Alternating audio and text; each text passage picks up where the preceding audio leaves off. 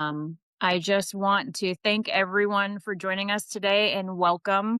I can't explain how excited I am to see how many people registered for this event, and obviously tells all of us on the panel that this topic is really resonating. We all know if you work in veterinary innovation, diagnostic software, or practice growth, that probably you've experienced before a great demo, people are engaged, and then you get crickets. I know that I've certainly experienced that since I've started my business. So this is definitely a topic that's near and dear to my heart. And, I've realized, over the years that usually the problem isn't the service or the product. Usually it isn't even the demo. It's what happens after and how buying decisions are made and how we underestimate how far more layered they are and human than most of our systems or our strategies take into account.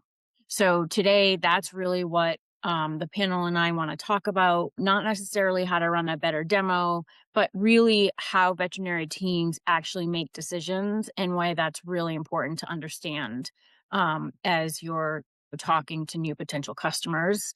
I couldn't be more excited to have this group of people together. We have Dr. Peter Brown on today. He is most recently the founder of Care Veterinary. He has 30 plus years in veterinary practice. He and I have worked together for many, many years, and super excited that he's actually joined the Thavma team, making sure that, he keeps me real and grounded as we help others take their products to market. We have Dr. Mark Massaro, who brings great insight and perspective based on his experience and a lot of perspective on workflow and the operational lens and how something can sound really, really great in a demo, but he also breaks it down in what happens in practice. And then Adam Wasaki joins us, bringing lots of experience in terms of how are you communicating, what are you saying, and making sure that you show up in a way that makes people feel like you understand them. And if I can just say, I aim to be him when I grow up. So welcome to the panel today. Again, we're going to be talking about demos that went really great. And one of the biggest patterns that I'm seeing across veterinary and life science companies is that teams are often treating the demo like the decision. But the demo rarely is the decision. It's really the beginning of an internal discussion. It's the beginning of making sure that when people leave the room after your demo or, hang up the Zoom, that they have what they need to be able to explain to the stakeholders if they weren't on the demo with them.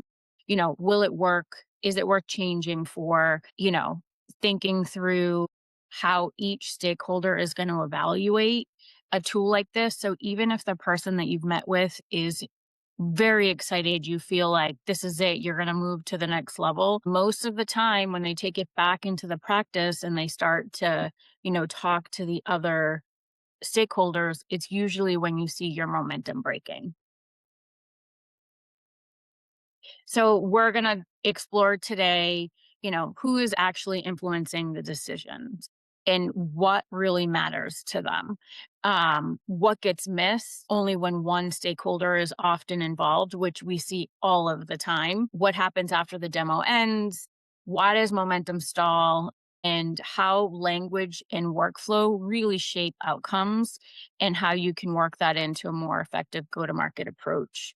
As you're building your approaches to bring products to market. So with that, I'd really love to start with Peter's perspective and open it up to you, Peter, and ask, what do you think companies misunderstand most about clinical buy-in? Yeah, I think, every situation is slightly different, but what I see often is for a successful implementation of a new technology, a new product, whatever we're bringing into our environment, into our clinic, into that practice, it's really critical that we think about like all four aspects of what is success look like. And I would start with the pet, right? And we are in the pet industry. And does this benefit the pet? Does this benefit the pet's health? Do we get one more birthday out of this decision? Do we improve quality of life? Where is that benefit there? And then certainly very attached to that pet is that client. And, how is this decision influencing that client's experience, that client's emotional bond to the pet? How do we continue to expand on that?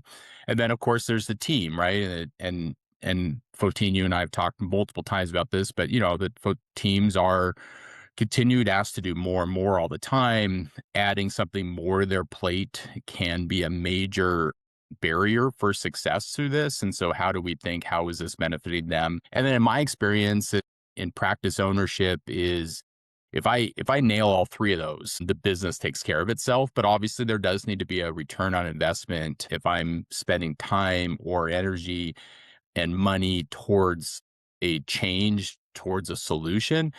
I need to see where that is out the backside of this for me as a business owner. And like I said, if we focus on all three, but where I see often is the focus is on one or maybe two of those four things. And that partly involves who the stakeholder is, which I know we'll talk about, but who are we having this demo with? Who is this conversation with? And then how do we really think through how is this impacting all aspects of this business? And it needs to be fairly significant because we have a lot. And, it seems like every year, I've been practicing now for 35 years, and every year there's more and more things out there, and it can be a little bit overwhelming. And so it needs to be very convincing that this is the right decision to go forward, because there is some short-term pain through all these processes, and really recognizing those challenges that are going to come, and how do we, as a vendor coming in, how do we actually maybe partner with this process, but really understanding some of that pain through there. And, you know, creating clinical confidence is one, seeing what other peers have done and actually having conversations onto that, but also having confidence that somebody's going to be in the exam room with me and with the team as we go through some change management. And because there's a lot going on, right? It's not just the new AI scribe that we're introducing. We're also dealing with everything else that's going on within the clinic. So I think it's having confidence that you've done this before, confidence that we're going to be side by side with you. We're going to learn through this together, and confidence that there's going to be a great return on investment that comes through. And Peter, as especially from a veterinarian or a practice owner point of view, you talked about ROI in the investment, but what do you think often gets dismissed that maybe vendors aren't thinking about? I know one thing that we talked about on our last webinar was integration and the benefits of what really happens in practice. So, from an owner's perspective, what do you think that the owner is dismissing, even though you'd like to think it was a huge benefit of your product?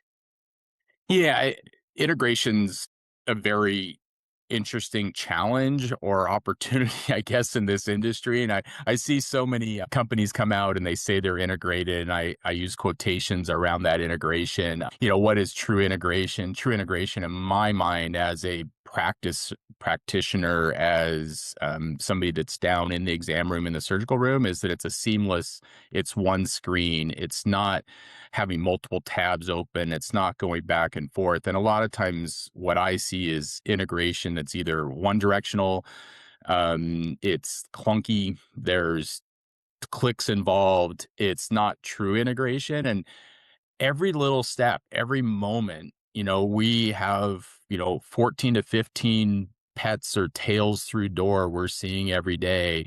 And if each one takes an extra couple clicks, next thing you know, I'm 30 minutes later getting home, or that's one less pet that I can see.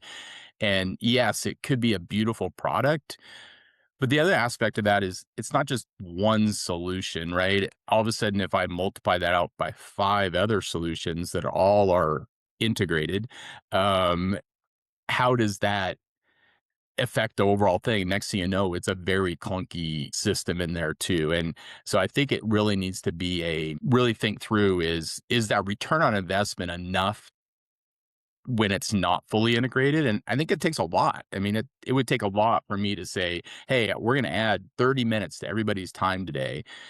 And it's, where is that benefit? Like, how much of a benefit is that? And it would need to be significant for me to make that change, even if it's a great product. But if it's delaying things, if all of a sudden I have to extend appointment times, if all of a sudden my doctors are upset because they're not getting out in time, all of a sudden my staff is missing lunch, all those things, it would take a lot. Great, thank you. I forgot to say at the beginning of the webinar, please feel free to be adding questions to the chat. We are going to be getting to questions soon and be able to have an interactive discussion about this. So just wanted everyone who's on today to know that we will be getting to questions. Thanks again, Peter. I think what I'm hearing underneath just clinical confidence is it's not just about features alone, whether it's integration or any of the others, but it's really about how this fits into patient care and decision making real world. And real world is, how quickly are you going to get home at night? Yep. And so, thank you for sharing that perspective. I'd like to transition to Mark now and get his thoughts on, what that means and connecting it directly to workflow reality. So Mark, I know that you're on. Can you talk about, what tends to break between the demo and actual clinical adoption? Yeah, and so you guys kind of referenced this earlier. Is my video working as well or just my sound? It is. No, we can Oh, see it is. you. Okay, because I see you. So, Yeah, we can see you. okay. Yeah, so super common what I see is the people on the demo are the owner of the hospital and the practice manager or one or the other. And you have this on my slide, not the actual staff of the hospital. And this goes back to the title of this whole webinar that one demo is not enough. I'm not saying that the demo with the owner and the practice manager isn't important. That's a super, super important demo to have. But if that's the only demo you ever do, and none of the technicians, none of the CSRs, none of the veterinarians are doing a demo of this program, or even better, I'm a huge proponent of having a sandbox because I also don't think just having a 1 hour demo is enough, but having a sandbox where they can get into the program and play around and break things and find what breaks and why. It's going to show up later. And I know Adam talks. I read every article Adam posts, and Adam talks about this a lot. But 3 to 6 months later, that's when you're really going to feel the pain. And I have personally seen this and felt this pains. I've been through more PIMS transitions than I would like to admit to, maybe, or really remember, because if you've been through one of these big transitions, these big software transitions, and things don't go well, it can be really, really painful. And to Peter's point about breaking down workflow, I mean, not just adding 30 minutes, but, you know, literally not being able to do the things that you used to be able to do in the old program, or not be able to do certain, like, very essential functions to go through your day. It will show up later, whether you like it or not. It's often like Adam always says, 3 to 6 months into seeing this new program. And so it's always better, obviously, to catch these things early. It's better for the hospital, but it's also better for the software platform. One of the things that I talk about is a lot of times these software companies are not only showing what I call the sexy features on demos. They're showing the AI that will write your soap notes for you. They're showing the digital treatment sheets and the whiteboard. They're not showing like invoicing features. They're not necessarily, some do and some don't, but they're not necessarily showing how to create an estimate, how to turn that estimate into an invoice. What happens, one of the biggest things I've experienced is what happens when the invoice is wrong? What happens when all the charges went under the wrong patient or the wrong doctor? How do you go about fixing that? And when you don't talk about these kind of more boring, less sexy features early, they will show up again 3 to 6 months into your go live. And if the team doesn't know how to do these things, it's going to be a major point of frustration, both from the team and then also when they're messaging to the software company, you know, then the software company needs to, with the support agents, kind of jump on this. And You don't want to find out later, actually, this really important part of this specific animal hospital's workflow, our software doesn't really support. And then the famous line that I've heard so many times, oh, there's a workaround. There's only so many times you can use the term workaround before you're really, really going to start to drive people crazy. So the team members are the ones that are going to find these cracks. And if they're not involved early and often, again, it's a matter of time. They're gonna show up eventually, so you might as well try to catch them early. Yeah, I think that the invoicing example was a really, really good example because it talks about just the realities and the operational friction. So when you say workaround, I think, a lot of companies unintentionally lose momentum there because they're not thinking about what that really means in practice. So thank you so much, Mark, for sharing that. Um, I think something can make perfect sense in theory, but, still fail. And we've talked a lot about, or we talked, about Peter's perspective as the owner and Mark's on what it means, inside as the team members are using. And at this point, I'd really love to transition to you, Adam, to talk about, how important is how people are communicating and um, what does that mean both in terms of how you show up as a vendor in making sure you're speaking the same language, and then how, most importantly, how that transitions internally is others are having conversations to make decisions around new products or services. Yeah, for sure. I mean, I think one of the things that I always, when I talk to vendors and sales consultants and account executives, they're sitting at home, they're drinking coffee, usually on a Zoom, temperature controlled, comfortable chair, and they get on a call with a practice manager who just had two CSRs no show, a tech call out sick because she got in a fight with her boyfriend, and a dog seizing in the reception area. And they go into how they're going to totally transform that practice manager's life with software, and that practice manager doesn't care, right? So the first thing you have to do is listen and understand the environment you're going into. And I've seen sales reps, really good ones, say, "Hey, it seems like you're having a bad day. Do we need to reschedule?" And that's how that language and communication understanding starts. But I think that a lot of the mismatch comes from what Mark talked about earlier, is like those new features that the sales team is all jazzed about, or the new product that the company is releasing in conjunction with maybe the PIMS or the client communications suite that you're demoing, and you're all excited to talk about that because your sales manager or your leadership has been pumping this thing up for 2 quarters. The development team's working on it. And that's not what the practice is there to hear about, right? It's great. And they could follow up with that later. But I think it really comes back to kind of what Peter and Mark were saying, is workflows.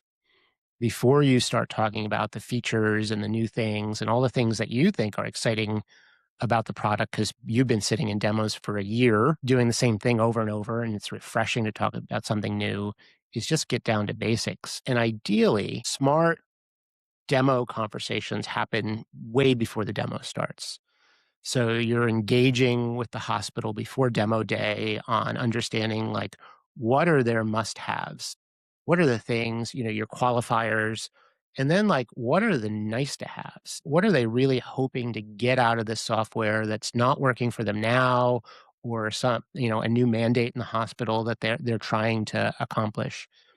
And then mapping those through a couple questions, like, what are the top workflows that you want to see on this demo? Instead of going off some canned script, I'm going to show, 3 slides about our company history and, show you the things that I've been trained to walk through. Like, what really, let's see what's important to you first. And then if there's time, I'll show you, the other things that I think would be beneficial to your hospital that you might not be aware of. Very important.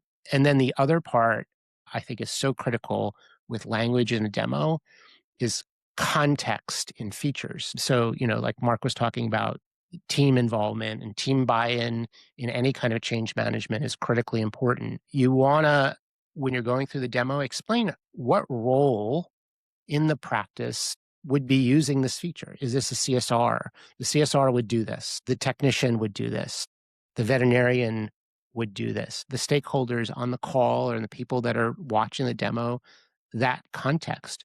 You understand it because you've been doing it a million times over and over, but they're seeing your product for the first time. So help them visualize how it's going to be used in their clinic. And then the other benefit of that is if you're recording the demo, what you can do is everybody's seen timestamps on YouTube videos. So now you can go through with your follow-up email and say, hey, CSRs might want to watch 4 minutes and 38 seconds, 12 minutes and 2 seconds, so that the CSRs can jump to the parts of the demo that are relevant to them. Technicians the same, so you don't have to sit through an hour or hour and a half of video on 75% of it doesn't pertain to me. So those are some of the communication mismatches I see most often. And then certainly the follow-ups after the demo. So the demo closes. Everybody wants to know, what's the decision? When's the decision coming? Can we meet next week about a decision? And it's way more complicated than that in a hospital. A doctor goes out for a little while, the process is tabled. Maybe they have 2 other demos lined up that they're waiting to sit on, and they don't want to talk to you about that because it makes them uncomfortable to say, like, we're evaluating other people. Everybody communicates differently. So, that patience after the demo is incredibly important. And it's important to be, which is helpful, giving more information. Hey, I know you were concerned about these reports. I recorded this small video for you to show you a different way to do it based on your feedback on the demo, and send it to them and let them watch it on their time. Thank you. Just one quick note. I did see that there are some questions in the chat. We're going to get to those actually we can get to them now, because one of the questions from our friend Suzanne is around integration. And she's curious about whether full integration is required or just partial.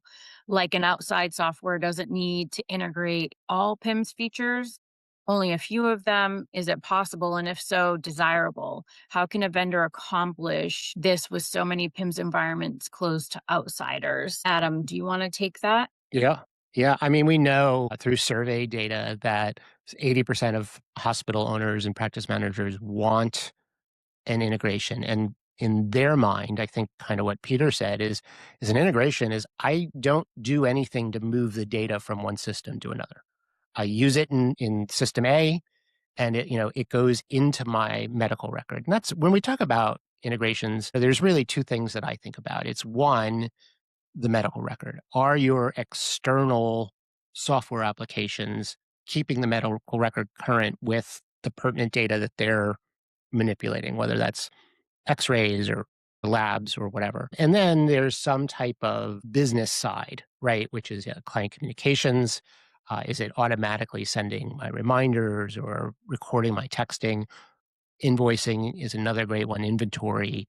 I've seen integrations labeled like, yeah, we're integrated. All you have to do, and as soon as they say all you have to do, I start shaking my head, right? Like, all you have to do is export a PDF from our system and upload it into your PIMS or into your whatever. And that's, okay. Yes, that's a way to move data, but that's not an integration. But the problem software vendors have is that the PIMS purposely don't let them integrate.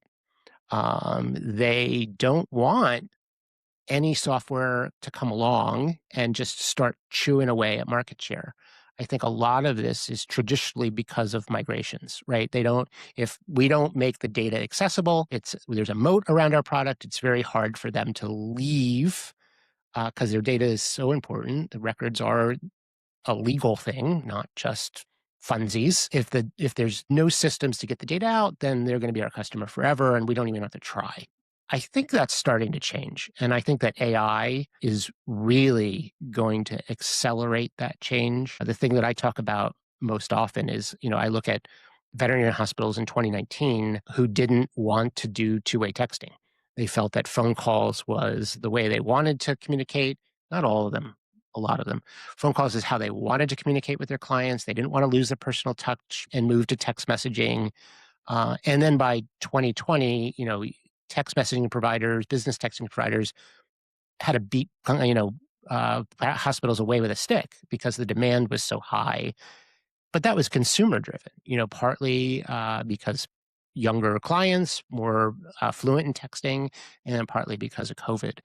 And I think that's going to happen with AI tooling. When I can use, my bank account and my QuickBooks and my systems at home through an AI agent that I just talk to on my phone like Siri, I'm going to want that when I go to work, and I'm going to demand that from my vendors, and I'm not going to talk to vendors who don't give me a means for that. And I think that's when we'll see the real sea change happen as far as integrations and API access. But until then, ISVs are just really at the mercy of the PIMS vendors.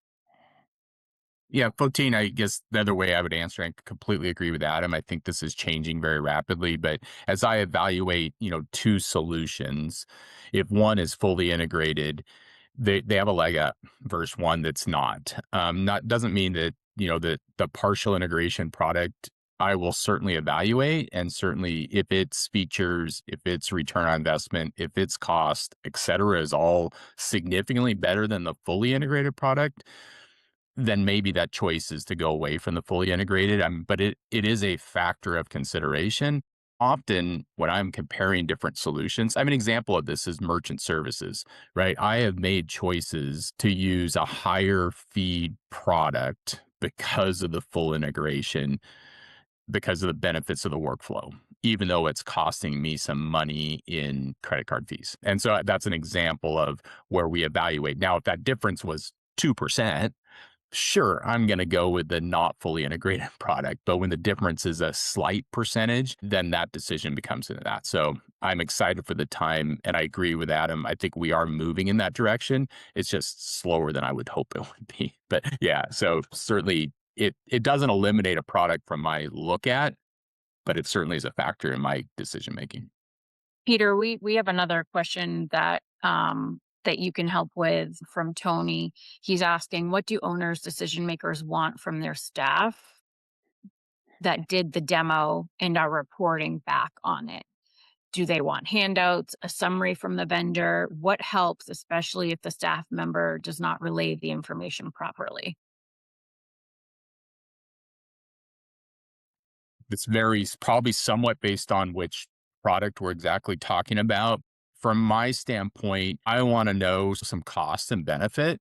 If I'm managing the P&L, then I need to know what is the impact to the business aspect of this. Because sometimes when we talk about who gets the demo, I do see frequently where my team gets the demo and then they come to me with these great ideas. And I'm like, that's not in the budget. Then that's a difficult time because often there's tremendous amount of enthusiasm coming from the team about something. And then I have to be the quote bad guy through that. So I think really understanding the cost, the return on investment from an actual, I love the idea of the recorded demo with the timestamps of when this is important to me. And hopefully whoever's doing the demo covered more than just the thrills or the frills about the product. And so then that we can actually dive into some of that. I'm not sure if a real summary, I don't know. That's a good question. I think usually a copy of the demo is probably where I'm looking at, but I also want to know, how is this impacting the business? What is the true benefits of this? Is this just something, oh, this looks really nice? It's going to be hard to justify costs of that. But if it's really making an impact to efficiency and or patient care or revenue driving, then obviously I need to know what is that exact impact at what cost. I saw a really creative sales consultant who sent the video of the demo. The owner couldn't be there. So, here's a video of the demo. Here's some important timestamps that you want to look at. And then they took it upon themselves to meet and record a couple short quotes from references that were practice owners talking about how just 30, 60 seconds, how the product had benefited them as a practice owner, and appended that as an attachment, kind of it was almost like a TikTok video is what I thought about. Yeah, I would love that. Yeah. Yeah, I've not ever had that done to me, but that would be, And personally, I would love that. And then the references, like contact information from those folks were there so the owner could reach out and speak with them. So it's that kind of peer insight.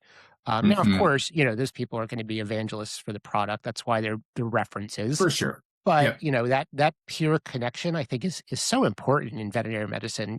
Practice managers trust the opinions of other practice managers, techs to techs, owners to owners. Yeah. There's another element of this, and I think Mark went on to this too. It's like, it's yes, there's owners, and for 25 years, I was a single location practice owner. Now we have 11 locations, right? And we have 40 doctors.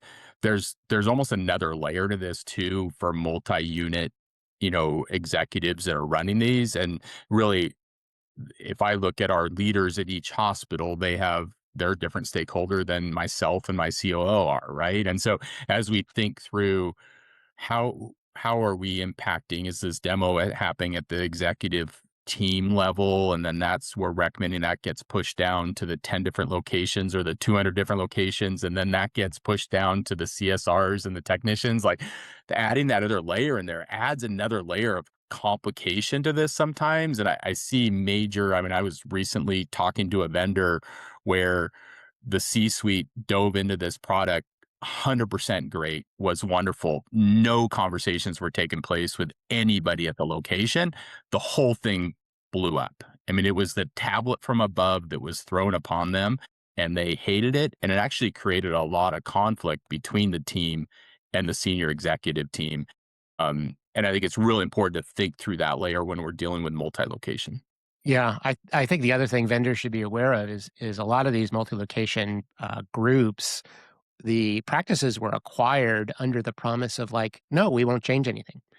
Right? So you can operate Yeah. how you've always operated, won't change anything. And so if you're having a conversation with, a multi-location leadership team, corporate team, ask them if they told the hospitals that, because that's going to affect your sales cycle 100%. Yeah, 100%. Yeah. Um, yeah, I think the other thing I didn't want to forget, Adam, on this too, your comment on the workflow. I think that is really important to understand. There's a differences in there. Like, not every clinic runs the same. Like, some basics of, like, who collects the money? Is it done in the exam room? Is it done up front? Do the doctor and technician go in together to the exam room, or does the Right. technician go in first? Who loads the room? All these things impact that workflow of your product that you're trying to bring in. So having a pre-demo conversation, because if somebody comes to me and says you also need to change your workflow, I mean, that's almost a non-starter. It's like, you really want me to change my whole workflow just to fit into your product? Yeah. So, like, They won't do it. really understanding where they're at from this current workflow. Yeah. Yeah, I mean, I something I see all the time is something as simple as rabies tags, right? Where do Yeah. you put the tag number in the process? Is it when you add it to Yeah. the invoice? Is it when you check out? And if a hospital has for 25 years been doing it in the exam room when they add to the invoice and your software doesn't accommodate that, it doesn't matter all the other things that it does and how great they are. Yep. They will Yep. say no. Yeah. That's a great example of what seems like a little thing, That's right. but it will break the whole thing. Thank you. So, I think what the team is getting at is the demo may create interest, and what I'm showing up on the screen is, the thought of, 3 demos, but that's not really what I mean.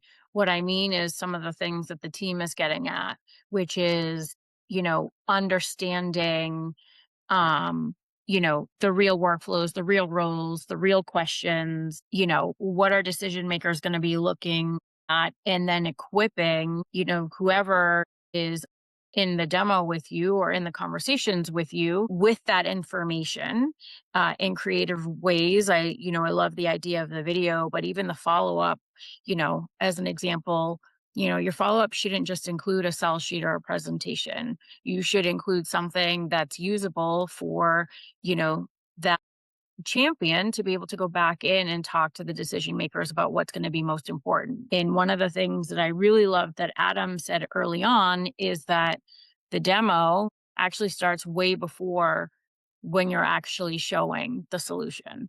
It really starts to understand what's important, to the customer and what's going to matter. So by the time you do get to showing the solution, you're in lockstep with what they're thinking about. Yeah, when I coach hospitals, I tell them the demo is the midway point, right? You have a lot of work to do before you even start scheduling demos, and it's making that requirements list, must-haves, nice-to-haves, wish dream list, right? Documenting your workflows. It could be 2 or 3 sentences per workflow, but try and map what they all are out, the things you do day in and day out, week in and week out. And then you're ready to schedule some demos. Yeah, really great. Yeah, and I would also add to that that for me to schedule a demo, I've done a lot of work and research, often already checked references, talked to maybe even non-solicited references, like before I'm actually getting to that point, because it's a major time commitment to really devote time to a demo. And so I've done a lot of research into that product and really narrowed it usually down already by the time I'm doing a demo. And what we're really talking about is less about the demo and really to be designing for the conversations that happen after it, designing for how decisions actually happen when you think about driving adoption of your product and service, because most things aren't stalling because there's a lack of interest. They stall because once those internal conversations start to happen, they weren't supported. The workflow concerns maybe were surfaced too late, or the champion was sort of left carrying the message on their own, based on a presentation or a sell sheet that you may have sent them. So, really what's important is thinking about how is the decision going to happen and how are you influencing that in setting everybody up for success. And what does that look like when there are multiple stakeholders? And do you truly understand who those stakeholders are, and what the decision process is going to look like? Hey, Peter, I have a question for you from a owner's Mhm. lens. In your hospitals, who typically was that internal champion? And as an owner, if it wasn't you, how much influence did that person have on your interest or decision? I think that, Yeah, that's a great question. And for me, it's changed a little bit, right? So when I first started, we were a, 2 doctor practice and I was the change driver. The team hated when I went to a conference and came back with all these ideas. But it was much easier to do with a small hospital because I was also side by side with my technicians. I could see their pain points. I could encourage them. I could show them the path of where we're going. I remember when we changed PIMS, and to Mark's point, it is a very painful process. We also went paperless the same day. And so it was pull off the Band-Aid. I can't imagine doing that now, but at that time I was side by side with them. I was helping them. You know, I was the champion of that change. Now with, a couple hundred team members, multiple locations, it can't be me. I need to have a team that's involved with this because if not, it's the fancy new object in the clinic that collects dust, and it needs to be the location has to have a champion, and I think that varies in each location. It depends on who has confidence, who has trust amongst the other team members. Often it's somebody who's been there for a while, but also somebody who can see the whole picture. Because sometimes it's the CSR. I could think of an AI agent that we just recently adopted, and it really was the CSR that was the champion of that. And that led the rest of the team through there. But I have another example where it's one of the doctors that's one of the associate doctors at one of the locations. So I think it varies a little bit, but I've had to realize it can't be me, and I made that mistake as I went from one location to multiple locations. It can't be me anymore. yeah. And I can encourage and coach and do shifts with the team to try to help them through this. But if not, the whole thing falls apart the minute I walk out of the building. And Yeah. so, I think kind of understanding the dynamics of each practice or each practice group, and where they're at, and really trying to see who is going to be your voice within that hospital walls after the product's implemented and in place. And you don't want it to be yeah, you sold the box, but nobody uses the box type idea. So, or everybody hates the box and they're, dragging it out into the parking lot so they can drive over it, right? Type idea. So, They're busting out clipboards and paper. yeah, I know. Yeah, I've seen that a lot of times. Or I walked in the other day in one practice and it had a big sticky note on it, "Do not use." I'm like, there's things that happen. You don't really know what's happening on there, but it's a great question, and it was much easier when it was a very small and you were side by side with everybody because you were doing it together. So I think there were 2 questions in the chat. One was, any tips for avoiding getting information to the decision makers? I think we've covered some of that, through videos or other things.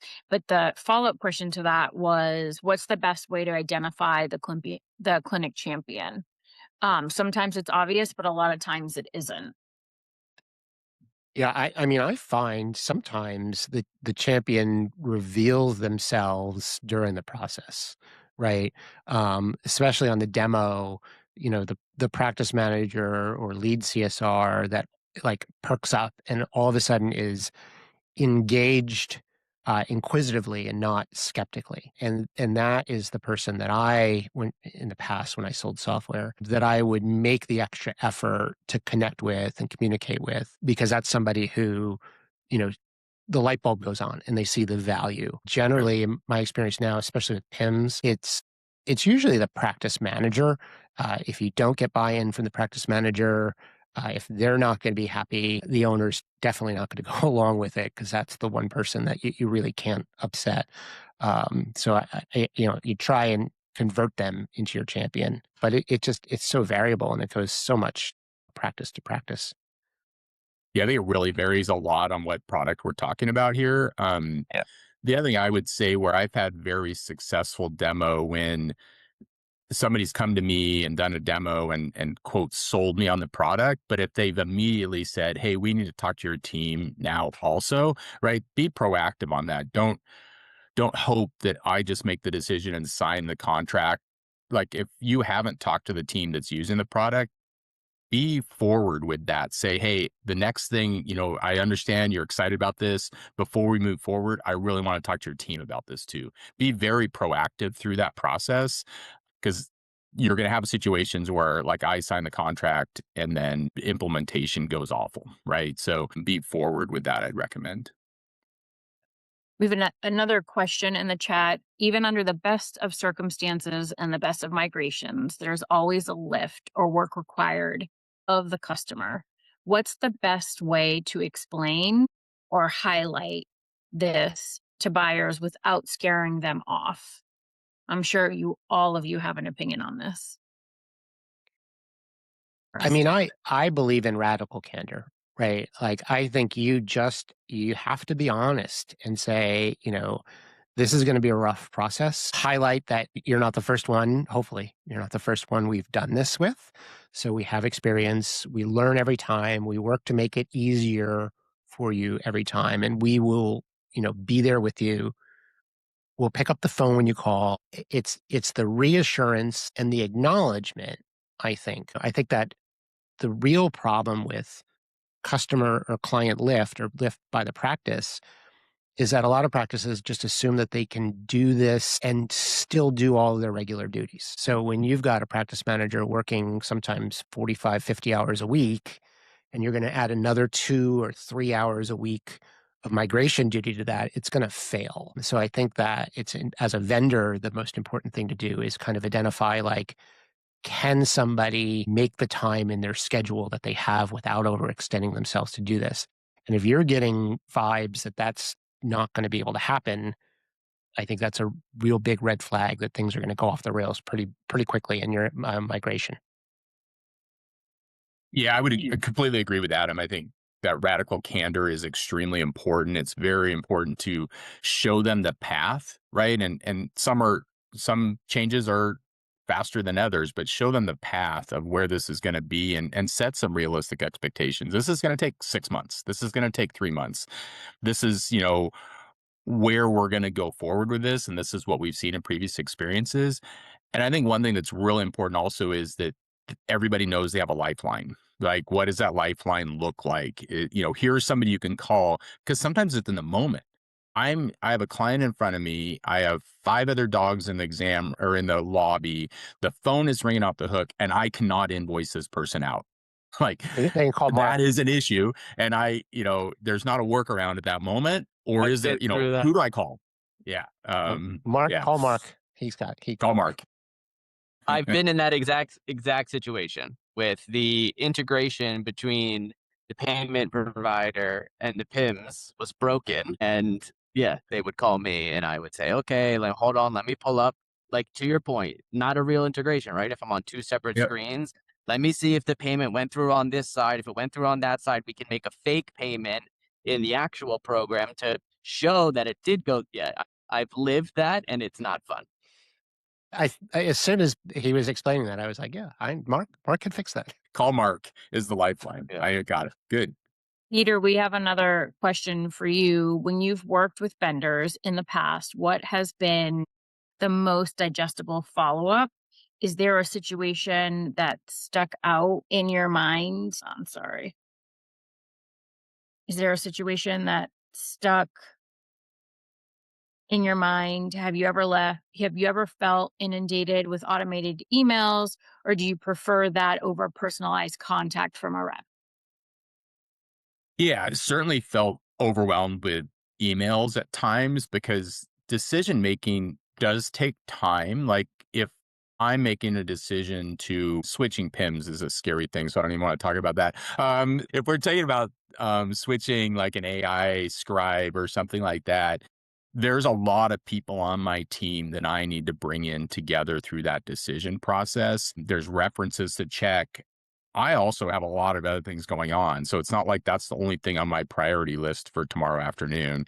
So it does frustrate me when I get inundated over and over with, have you made a decision yet? What more information do you need? Can I provide more? What's going on? Like just, s- be at the time of the demo or at time, through any of the decision, you know, having people lay out, hey, should I follow back up with you in 2 weeks, 3 weeks? What works for you? Really being clear through that because then it gives me time to do things. I mean, I just had this personally happen with some things happen recently and it was great. I said, I'm checking out other vendors. Can you give me a call on Monday? And this was a week ago. And then they called on Monday and we ended up doing the deal. But if I'd been called every day because of, or emails or whatever else. So I think really setting up, understanding where a person is. And I think myself as a decision maker, I am also going to be very clear. I'm checking out the other options. I need to talk to these stakeholders. It's going to be a period of time on there. So prompt answering of questions. If there's questions that come up in the demo, hey, I need to see an ROI on this. I want to see how this fits in. I need a video of what integration looks like. I need references. I love the idea of Adams of having some TikTok clips on there, which should also be awesome. But then also like, when should I follow up? Put that back into my court, like ask me onto that. And then typically I don't answer phone calls unless I have them in my contacts. That's my way of doing it. So I would much prefer a text or an email, and either one of those would be fine as a follow up. And, and I Peter, oh, oop, go go ahead. Go ahead, Oh, I Evan. was going to say the other thing for vendors to keep in mind is that when Peter's considering that and making that evaluation, there's your 7 competitors also all emailing him and calling him and can I get you on a demo? So it's you're not in a silo, Right. and be understanding and empathetic for that. And it can be really overwhelming Yeah. too, right? It's like, oh my, you want to make the right decision. Like, and it's not It, personal or anything else, but sometimes I there's too many options. It's like I f- I feel like I freeze, I feel like for Yeah. some, veterinary professionals, when they're looking for new software, it's almost like cutting your finger and sticking it in the shark pond because they all Yeah. come, right? And now, like what did I do? What kind of can of Right. worms did I just open? Because now Yeah. phone calls and emails, and they're calling my CSRs, and whoa. Yeah. So And you're that, scared to make the wrong choice. yeah, But you're also like, the pain you're going to go through to make a change. And so you want to make sure that that pain is worth it. Right. yeah, So, and it is hard at times. There's times where I've just stopped. I'm not looking now. I'm going to put a pause for 6 months. I'm not making a change. I'm not convinced any of you are significantly yeah. better than what I'm currently I doing. think that's Um, more common than people understand. yeah, I think that's very frequent. That's one of the reasons change happens slow in this Yeah, industry at times, right? It's like because of there's just change management and change panic almost like it creates this, I'm just gonna, no, it's not broken. I'm not fixing it. type idea. And do you think that looks different once you've made the decision and you've moved sort of like an implementation or an onboarding phase? Does communication is communication at that point more appreciated so you can get guidance because you are so busy? 100%. I think that's a very different scenario once I made that change. And I found tremendous benefit of having like a standing communication call and or Zoom where we're connecting every day initially. Depends on the product or what we're doing, but there's a 5 minute every day, usually with your champion, but then others are invited to come join as needed. And where I've typically had great is where I'm included on the invite. I don't enjoy join every time the champion's there, but I'll jump in if there's specific situations or I'll check in once a week and then it gradually separates out. But having that frequent standing, obviously there's the ad hoc, but there's also, I'm not going to bug a vendor every single time everything little happens. I'm going to bug them in the moment if it's a big thing, but if it's little, I'm not going to, it takes time for me to chat or call you, right? So there's a Yep. moment like, but I wanted time to address these things at a very frequent basis initially. It's part of that lifeline. It's part of that connection. It's part of, I'm partnering with this vendor for this solution. It's not, oh, you'll figure it out. Um, Mark, I heard you say yes. Do you wanna Yeah, comment on that? standing calls. Standing calls so important. So Adam talks about this. I talk about this a lot. One of the biggest breakdowns in software transitions is when the implementation manager stops and then they transfer you to general support. And, oftentimes we talk about implementation is 10 to 12 weeks. I always argue I don't like doing any implementation of any software in 10 to 12 weeks. I like to do 6 months and go super, super slow. But let's say it's 10 to 12 weeks. I've been meeting with my implementation manager every single week. We've been doing, to Suzanne's question, we've been doing all these training sessions on how to create estimates, how to create invoices. But every hospital is different. Every hospital, you can have 10 hospitals using the same exact program 10 slightly different ways, even though and I've seen vendors struggle with this. I don't understand it. There should just be one way to create an estimate. The teams will find other ways to use that feature just because Mhm. that's what we do, just to make it work for our workflow. And so, yeah, the biggest drop off I see, because the teams, we develop this really close relationship with our implementation manager. Like, they are our go-to person for 12 weeks that's answering all of our questions, and then all of a sudden it just drops off a cliff. They're just gone. They're on to implementing a new hospital on the software, and now I'm messaging into general support, whether that's like a chat that I'm messaging into. Some supports will respond within minutes, some support respond within hours, or am I just like submitting a ticket that I might not hear back about for several days? Or is there an actual phone number that I can call? And sometimes you're on hold for a long time, but I don't even really mind that if I can actually eventually Here, get a human being on the phone. But part of the issue is that some of these issues are going on for weeks and they are developing over time. And so if I talk to Steve on the 11th and then Lisa on the 17th and then Terry on the 24th, Terry doesn't she has to go back and read all the notes from Steve and Lisa. So I really, really like what some of these programs are doing, not all of them, with this position of an account manager.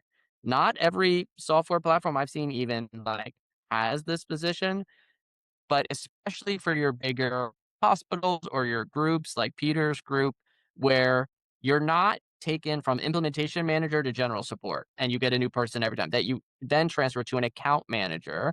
And that is my favorite time to develop what Peter's talking about with this standing call. You have a standing call, whether it's once a week initially, maybe you move to once a month, and maybe it's with one champion, maybe it's with multiple champions. I'm a big fan of having a champion of the CSR team, a champion of the technicians, a champion of the doctors, where you are meeting with your account manager regularly and you have a Google Doc that everybody can add to. And to Peter's point, if it's something big, if my payment processing isn't working, I'm going to message you about that immediately. If it's something that's kind of annoying, that doesn't necessarily fit perfectly with our workflow, but I can wait until our next weekly or monthly call and just have the teams coach are their champion essentially, right? You have the champion of all the technicians. There's 17 technicians, or maybe there's 300 technicians across 12 locations, and they're all going to their tech supervisor at each location. And maybe there's 7 tech supervisors, and they're all adding to this Google Doc. A lot of them are all going to be having the same problem. Then you bring it up on the standing call, you go over that issue, and then maybe you don't resolve it on that call, but you're talking to the same person a week or a month later about the same problem. So I couldn't agree more about the standing call thing. And I just want to add that wrinkle of this position of an account manager. I don't see it all the time. I'm starting to see it more, but I am not a fan of the implementation manager drops off and then you're just left with general support. I think Two especially for your bigger groups, that's a problem. two quick tips to follow up on Mark said. If you're a vendor and you have really good phone support, during the demo process, give the hospital your support number and invite them to call randomly and see who picks up. They will appreciate that and they will love that. And if you do have an account manager in your hospital, ask the ratio. An account manager that has 2,500 hospitals is no value to you. I mean, if they have 300 or 400 Yeah, right. hospitals, it's doable, but it's still a lot. So, what's the ratio? Account manager is not good if you can never get a hold of the person. Yeah, the other I do have comment to I make drop to off. that. Thanks, I Mark. just have to drop off and go back to work, but this was Yeah. great. And feel free, people can follow up with me on Thank LinkedIn. you. I'll Thank see you. you. Thanks, Thank you, guys. Mark. Thank you, Mark. Yeah, the only thing I would add to Mark's comment on there too, and I see this as a major frustration at times, is when you have a sales team that doesn't communicate with the implementation team, that doesn't communicate with the ongoing support team. And I've had multiple calls over the years with, you guys are one company. You guys need to figure this out and get together on this, because it's very frustrating when you are told one thing and then it's not followed up as you bring that product on board. So making sure you as a software company or as a vendor is well aligned internally, because it's very frustrating when you hear different messages. Thank you. Thank you. So we are up on time. I did see that there was one more question in the chat from Tony about chat bots. Tony, will follow up with you directly on that, just because we're at the hour. I did want to share with everyone on the call today that on Monday you'll be getting a replay of this, plus a new free resource that we've created called the Modern 4Ps e-guide. It's really to help you think through a lot of what we've been talking about. How do decisions get made, and how do you work that in to how you show up in the market, how you show up in front of your customers. We're also, for a small period of time and a small group of people, those who are on the call today, offering a demo and stakeholder audit, so we can review your current demo approach and the sales sequence. And what you'll get at the end is a stakeholder map, a written brief with prioritized recommendations for you to be thinking through your own demo process, and how do you really, build around the decision, who's making decisions and how the decisions get made. So I want to thank first and foremost the panelists. This has been a fantastic discussion. Was happy to be on, and then thank everyone who joined today. We appreciate it, and we look forward to future panel discussions like this.